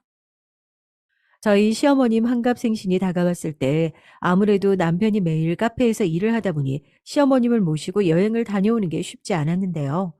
저희 형편껏 최대한 드릴 수 있는 수준으로 시어머니께 용돈을 넉넉히 드린 거였는데 액수가 마음에 안 드셔서 그동안 언짢으셨던지 몰랐습니다. 어머님, 저희도 어머님 모시고 여행 다녀오고 싶은 마음 굴뚝 같지만 평상시에는 오빠 카페 일 때문에 어디를 쉽게 못 가는 거 잘 아시잖아요. 그동안 환갑생신 때 효도 여행 못 가신 게 많이 서운하시고 섭섭하셨다면 죄송해요. 저는 시어머님의 비위를 맞추기 위해 최대한 공손하게 말씀드린 거였는데 시어머님은 여전히 화가 안 풀리신 것 같더라고요. 미정이 너는 가만 보면 눈치가 없더라. 이제라도 알았으면 내가 기회를 주마. 효도 여행이라는 게 꼭 다 같이 갈 필요가 있니? 불편하게 너희가 나 모시고 여행 갈 필요 없이 그 이번에 동네 아줌마들끼리 만리장성 보러 중국 여행 간다고 하는데 나도 같이 보내주면 좋겠구나. 시어머님은 예상치도 못하게 해외여행을 보내달라고 하셨고 생활비를 제외하고 모조리 적금을 붓고 있는 상황에서 갑작스럽게 여행비를 드리는 일이 쉽지가 않았습니다. 제가 시어머님께 아무 말도 못하고 있자 남편이 제 눈치를 보더라고요. 엄마가 그렇게까지 섭섭하셨는지 꿈에도 몰랐네요. 중국 여행 다녀오고 싶으시면 다녀오세요. 돈이 얼마 들지 모르겠지만 준비해 볼게요. 저는 남편이 시어머님께 해외여행을 보내드리겠다고 단정짓고 나니 더 이상 할 말이 없었습니다. 시어머님께서는 중국 여행을 가게 되어 기쁘셨는지 엉덩이를 들썩이시며 한박 웃음을 보이시더라고요. 저는 그런 시어머님의 행동에 덩달아 기쁘기보다는 기분이 언짢았던 것 같아요. 같이 살면서 저희 사정을 누구보다 잘 아시는 시어머니께서 무리하게 여행비를 요구하시는 것도 부담스럽고 저한테 상의도 하지 않고 남편이 독단적으로 여행비를 드리겠다고 하니 화도 났던 것 같아요. 나중에 남편에게는 왜 그랬는지 따지고 물어보니 이번에 여행을 보내드리지 않으면 시어머님께서 계속 닥달할 것 같아서 그랬다고 합니다. 남편 말대로 여행을 보내드린다고 하지 않았다면 시어머님은 허구한 날 저를 붙잡고 불평불만을 하실 게 뻔했고 차라리 이번에 여행을 보내드리고 시달리지 않는 편이 훨씬 낫겠다는 생각도 들더라고요. 그렇게 시어머님은 결국 해외여행을 떠나셨고 저는 한동안 시어머님의 잔소리로부터 벗어날 수가 있었습니다. 하지만 그 이후 시어머님과 갈등이 크게 발생했었던 다른 사건이 있었는데요. 사실 시어머니께서는 제가 남편과 결혼하자마자 저한테 한 살이라도 어렸을 때 빨리 아기를 낳으라며 얘기를 많이 하셨습니다. 저도 아기를 좋아해서 가능하다면 아기를 빨리 낳고 싶었는데 그게 마음처럼 쉽지 않더라고요. 아기를 갖기 위해 남편도 저도 술도 일체 안 먹고 운동도 열심히 하면서 노력했는데요. 결혼하고 3년 정도 지났을 때까지 소식이 전혀 없자 시어머님께서는 저를 탓하기 시작하셨습니다. 미정아, 그래도 네가 29이면 아직 20대 있는데 이렇게까지 아기 소식이 없는 걸 보면 네 몸에 문제 있는 거 아니니? 자궁이 약해서 아기가 들어서려고 해도 잘 버티지를 못한다든지 다 이유가 있을 텐데 이러다가 집안의 대를 잇지 못하는 거 아닌지 모르겠다. 시어머님 말씀을 듣다 보니 정말 제가 몸이 약해서 자연 임신이 되지 않는 것 같아 스스로를 자책하게 됐습니다. 그래서 남편과 고민 끝에 난임 검사를 받았는데요. 저와 남편 모두 건강에는 이상이 전혀 없다고 하시더라고요. 다만 임신에 대한 스트레스가 높다 보니 도리어 임신이 잘 안 된다고 심리적으로 마음을 편안하게 가져야 한다고 하셨습니다. 의사 선생님께 들은 얘기를 시어머니께 고스란히 전달드렸는데 콧방귀를 뀌시더라고요. 내가 살다 그 스트레스 때문에 임신 안 된다는 얘긴 처음 듣는다. 그 의사 돌팔이 아니냐? 우리 기철이가 그럴 리는 없고 미정이 네 몸에 분명 이상이 있으니까 임신이 안 되는 걸 텐데 괜히 나 속이려고 그런 식으로 얘기하는 건 아닌지 모르겠네. 저는 거짓말을 보태지 않고 사실대로 말씀드린 건데 계속 제 몸에 이상이 있는 것 마냥 시어머님께서 말씀을 하시니 모든 것들이 저한테는 스트레스로 와닿더라고요.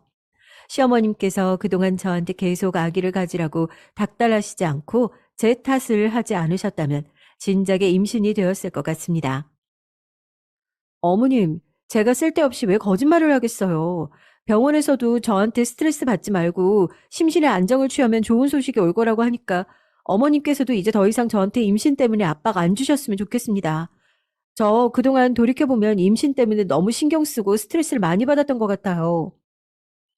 저는 의사 선생님 말씀대로 임신에 대한 스트레스를 받고 싶지 않아 시어머님께 임신 얘기를 더 이상 꺼내지 않도록 부탁드린 거였는데요. 시어머님께서는 제가 드린 말씀에 기분이 언짢으셨는지 얼굴이 찌푸리셨어요. 스트레스를 받고 안 받고 하는 차이는 멘탈이 얼마나 강하느냐 약하느냐에 따라 다른 거지. 내가 얼마나 너한테 임신하라고 잔소리를 했다고 네가 임신을 못하는 걸 왜 내 탓으로 돌리는 거냐? 정 그렇게 자연 임신이 안 되면 시험관아기라도 가지려고 노력을 해야지. 저는 시어머님께서 시험관 아기를 가지라고 할 정도로 손주를 그렇게나 오매불만 기다리셨는지 몰랐습니다. 어머님, 제가 다시 한번 말씀드리자면요. 오매불만 기다리시는 손주 보시려면 병원에서 제가 스트레스 받으면 안 된대요. 그러니까 제발 저한테 임신 관련해서 이래라 저래라 하지 마시고 기다려 주세요. 말씀 주신 것처럼 시험관 아기도 고려해 볼 테니까요. 제가 시험관 아기까지 고려해 본다고 하니 시어머님께서는 더 이상 아무 말씀 안 하시더라고요. 자연 임신이 가장 좋은 거지만 이런 식으로 시어머님과 임신 문제로 투닥거리다간 스트레스 때문에 절대로 자연 임신이 되지 않을 것 같았습니다. 남편도 이제는 본인 아기를 갖고 싶었는지 시험관 시술에 도전을 해보자고 하더라고요. 사실 저는 시험관 시술을 하면 바로 아기가 생길 수도 있겠다는 생각에 들떠 있었는데요. 그런데 돈도 많이 들어가고 무엇보다 배란 유도를 위해 자가주사를 맞고 배란을 채취하는 과정이 너무나도 힘들었습니다. 그렇게 임신을 한 번씩 시도할 때마다 제 몸이 축나는 것 같아서 걸을 힘조차 없어지더라고요. 하루는 배란을 채취하고 집에 들어와 침대에 누워 있는데 시어머님께서 방문을 열고 들어오셨습니다. 미정아, 너는 비싼 돈 주고 병원에 갔다 왔는데, 아이, 그렇게 누워있어서 쓰겠니? 응? 임신이 잘 되려면 자고로 부지런히 많이 움직여줘야 된다고. 저는 병원에 다녀와서 배란을 채취해서 그런지 아랫배가 계속 묵직하고 아픈 것 같아서 누워서 쉬고 싶었는데요. 시어머님께서는 제가 누워서 쉬고 있는 꼴을 보기 싫으셨는지 계속 저를 불러내시더라고요. 어머님, 저 너무 몸이 힘들어서 그런데 오늘 저녁에는 배달시켜 먹으면 안 될까요? 병원에서도 시험관 시술 받고 나면 많이 움직이면 안 된다고 가만히 누워 있는 게 좋다고 하더라고요. 너 지난번에도 그러더니 또 그 돌팔이 의사한테 진료받은 게냐? 아기가 튼튼하고 건강하려면 엄마가 활달하게 움직여야지. 가만히 누워만 있으면 몸이 퍼지기나 하지. 그리고 배달 음식 먹으면 몸에 안 좋은 조미료나 듬뿍 넣지. 아기한테 좋을 거 하나 없다. 어서 일어나서 저녁 식사나 준비하렴. 그러면서 어머님께서는 누워있는 저를 굳이 일으켜 세우셨습니다. 부엌에 서서 저녁 식사를 준비하는데 금방이라도 쓰러질 것 같았어요. 의사 선생님 말씀대로 누워서 푹 쉬어야 하는데 무리해서 움직였더니 어지럽고 토할 것 같은 느낌이 들더군요. 한참 후에 남편이 카페 일을 마치고 집에 돌아와서 제 안색을 보더니 왜 이렇게 창백하냐고 물어보더라고요. 저는 거울로 제 얼굴을 쳐다볼 틈도 없었고 그저 빨리 저녁 식사를 끝마치고 얼른 방으로 들어가 눕고 싶었습니다. 그런데 다 같이 앉아서 저녁 식사를 하고 있을 때 갑자기 속이 메스꺼리더니 금방이라도 토할 것만 같았어요.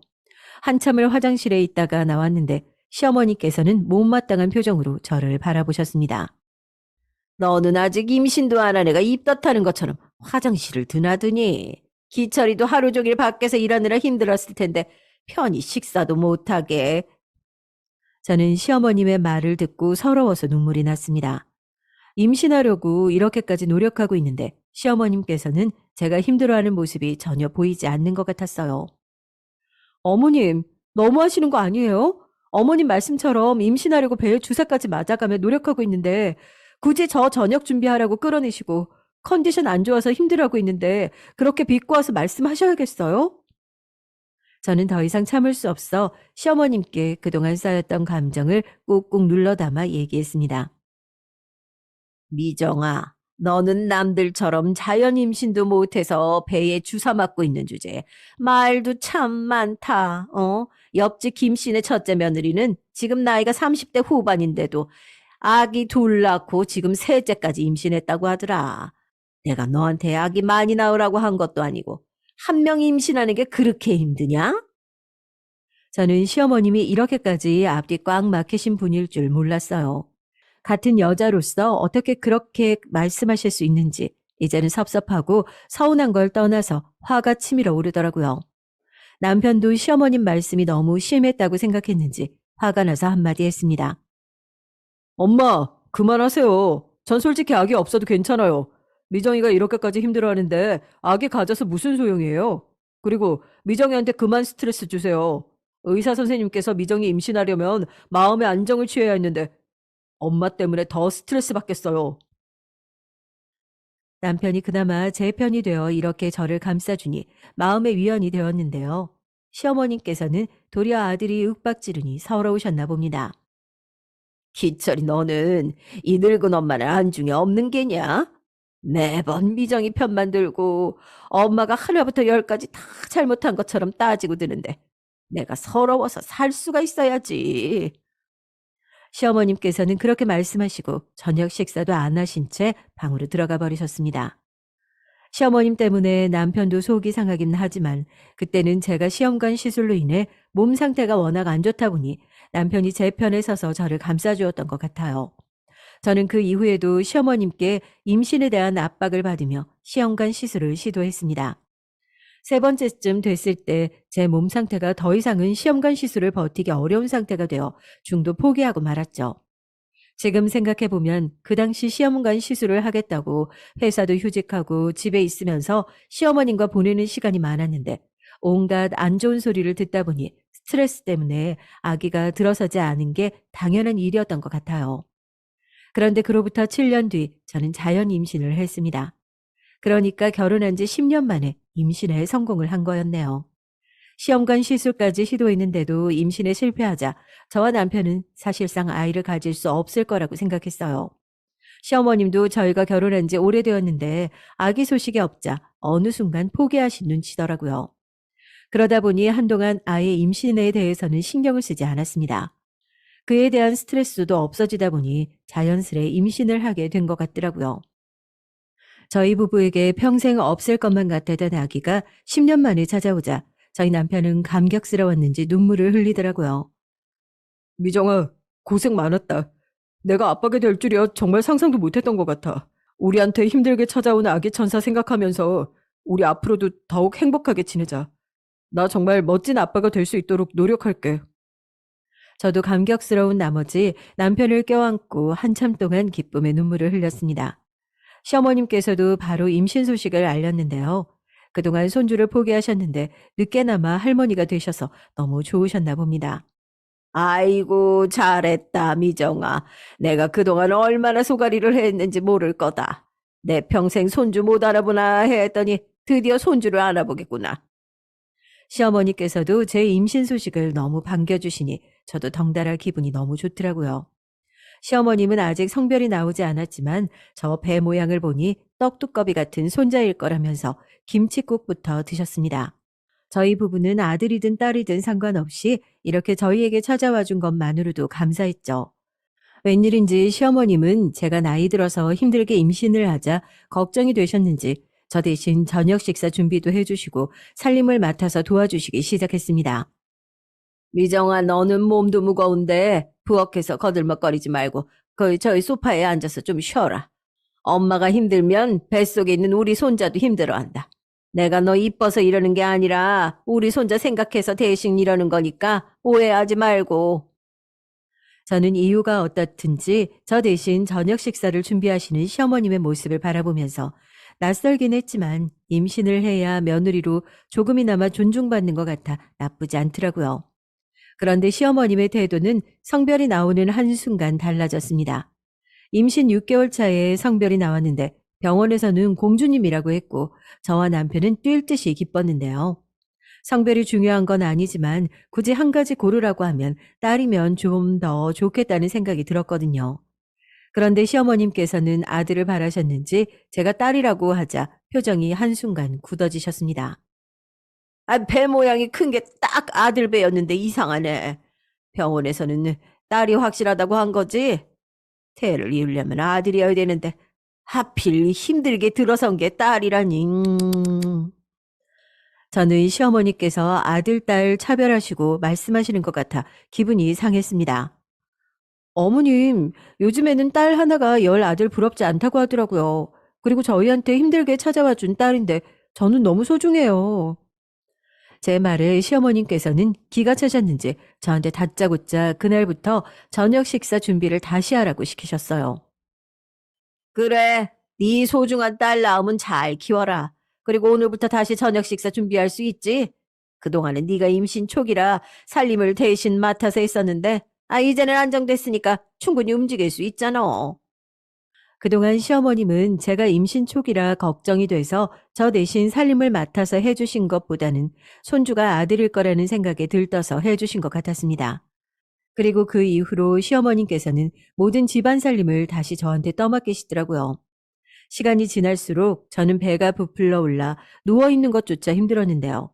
시어머님께서는 배가 부풀어 오를수록 나중에 아기를 낳으려면 산모가 더 열심히 운동을 해야 한다며 잔 심부름까지 시키셨습니다. 그리고 드디어 딸을 낳았는데요. 딸을 처음 안아봤을 때 그동안 시험관 시술을 하면서 힘들었던 순간들, 그리고 시어머님께 임신에 대한 압박으로 스트레스를 받았던 순간들 모두 한순간에 사라지더라고요. 저와 남편은 딸을 안고 세상을 다 가진 듯한 기분이 들었습니다.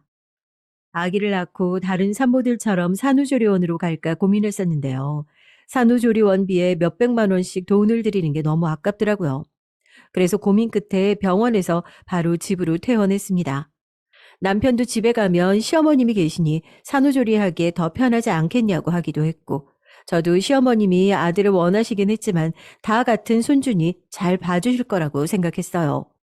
그런데 그 생각이 정말 잘못된 거였더라고요. 시어머님은 저희 아기를 데려간 첫날부터 시끄럽게 울어대서 도저히 집안에 같이 못 있겠다고 밖으로 나가시기 일쑤였고, 저는 집에서 혼자 아기를 돌봤습니다. 시어머님께서 잠잘 때를 제외하고 밖에 계시는 시간이 더 많아지다 보니 모든 살림도 고스란히 저한테 넘어왔는데요. 저는 아기를 돌보고 살림을 하느라 산후조리하는데 전혀 신경을 쓰지 못했습니다. 그러다 보니 식사도 제때 하지 못하고 제 몸 상태가 점점 안 좋아지더라고요. 너무 힘들어 시어머님을 붙잡고 하소연을 했습니다. 어머님, 요즘 어디를 그렇게 나가시는 거예요? 어머님 손주 좀 돌봐주시면 안 돼요? 아니면 저 대신 살림을 좀 도와주시든지요.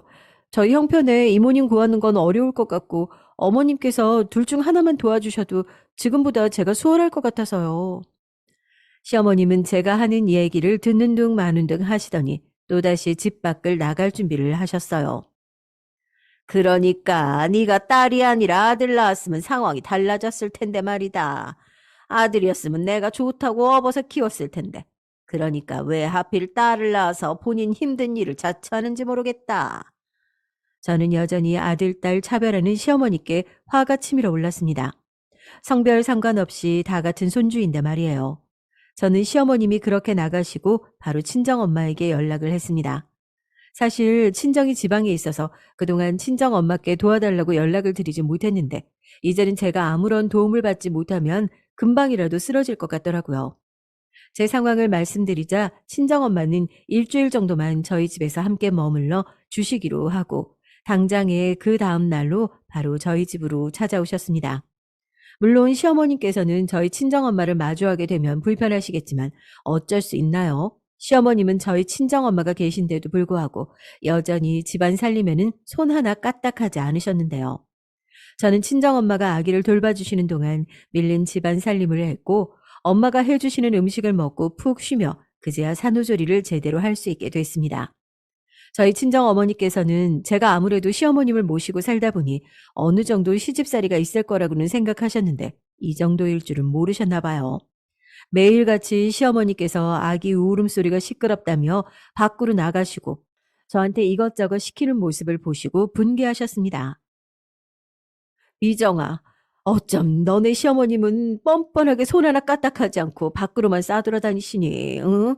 내가 며칠 동안 가만히 지켜보니까 너희 시어머님의 행태가 하도 어이가 없어서 말이 안 나온다. 나 같으면 손주만 봐도 좋겠구만. 아예 쳐다보지도 않고. 이 서방은 너희 시어머님 그렇게 지내고 계시는 걸 알고는 있는 거야? 사실 남편은 아기를 낳고 제가 육아휴직을 들어가는 바람에 돈을 더 벌어야 한다며 카페 일이 끝나면 대리운전을 뛰었는데요. 집에 있는 시간이 많지 않고 남편이 저 때문에 신경 쓸까봐 아무런 얘기를 하지 않았습니다. 그러다 보니 남편은 제가 아이를 낳고 시어머님께서 일절 아무런 도움도 주시지 않는다는 걸 모르는 상태였어요. 그런데 친정 어머니께서 약속한 대로 일주일이 지나 집으로 돌아가시기로 한 날 일이 터져버렸어요. 시어머님께서는 제가 친정 엄마가 집에 오신 이후로 시어머님과는 대화를 거의 나누지 않고 편하게 지내다 보니 그 모습이 꼴 보기 싫으셨나 봐요. 그날도 어김없이 친구분을 만나러 나가신다면서 나갈 준비를 하고 계시는데 저희 엄마와 제가 딸을 보며 웃고 있는 모습을 보자 들릴 듯 말 듯 한마디 하셨습니다.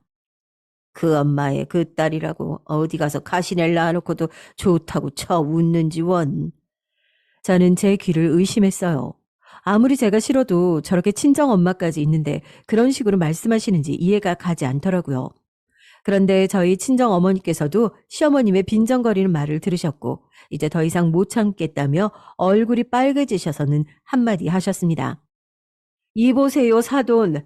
내가 일주일 동안 같이 지내면서 꾹 참고 있었는데 지금 뭐라고 하셨어요?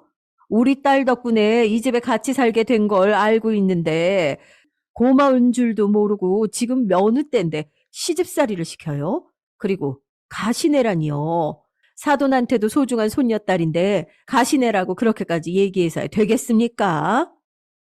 친정 어머니께서 당장이라도 시어머님께 달려가 머리채를 뜯으실 것 같아서 저는 조마조마한 마음으로 지켜보고 있었습니다.